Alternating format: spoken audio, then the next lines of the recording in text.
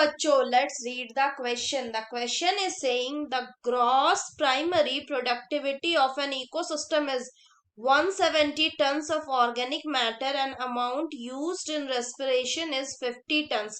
Calculate the net primary productivity of the ecosystem. A में बोल रहा है 120 टन, B में बोल रहा है 100 टन, C में बोल रहा है 70 टन्स एंड D में बोल रहा है 12 टन्स.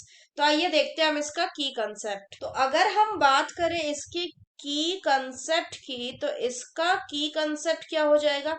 इसका की कंसेप्ट हो जाएगा नेट प्राइमरी प्रोडक्टिविटी.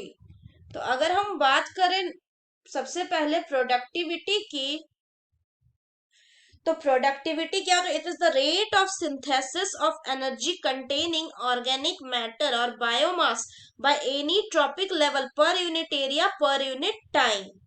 अगर बात करें प्रोडक्टिविटी की, तो ये दो तरह के होते हैं, एक प्राइमरी एक सेकेंडरी. जो प्राइमरी प्रोडक्टिविटी ये फर्दर दो टाइप का होता है, एक ग्रॉस प्राइमरी प्रोडक्टिविटी, एक नेट प्राइमरी प्रोडक्टिविटी. अगर ग्रॉस प्राइमरी प्रोडक्टिविटी की बात करें तो ये क्या होता है? ये total number of organic matter जो किसी प्रोड्यूसर के द्वारा बनाया गया है in the process of photosynthesis पर यूनिट टाइम पर यूनिट एरिया, उसी को कहते हैं प्राइमरी ग्रॉस प्राइमरी प्रोडक्टिविटी. अगर बात करें हम नेट प्राइमरी प्रोडक्टिविटी की, तो नेट प्राइमरी प्रोडक्टिविटी क्या होता है?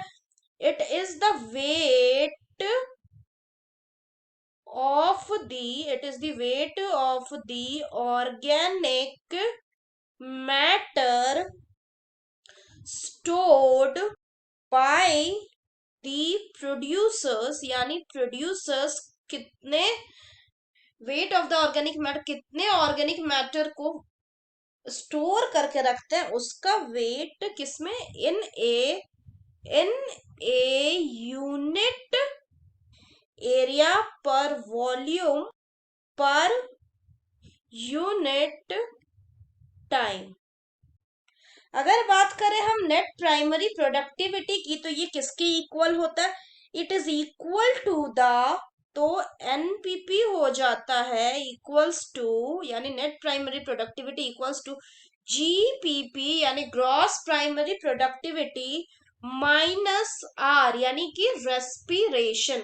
तो जीपीपी हो गया क्या? जीपीपी हो गया gross primary productivity and R क्या हो जाएगा? आर हो गया आपका रेस्पिरेशन. तो अगर बात करें हम एनपीपी की, तो जो एनपीपी है यानी कि नेट प्राइमरी प्रोडक्टिविटी, उसको कैलकुलेट करने के लिए बोला गया है नेट प्राइमरी.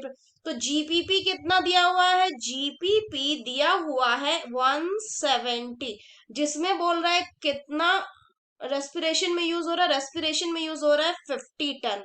तो 170 माइनस 50 करना है आपको, सिंपल सा मैथ से एकदम. तो 170 माइनस 50 ये क्या हो जाएगा? ये हो जाएगा 120 टन्स.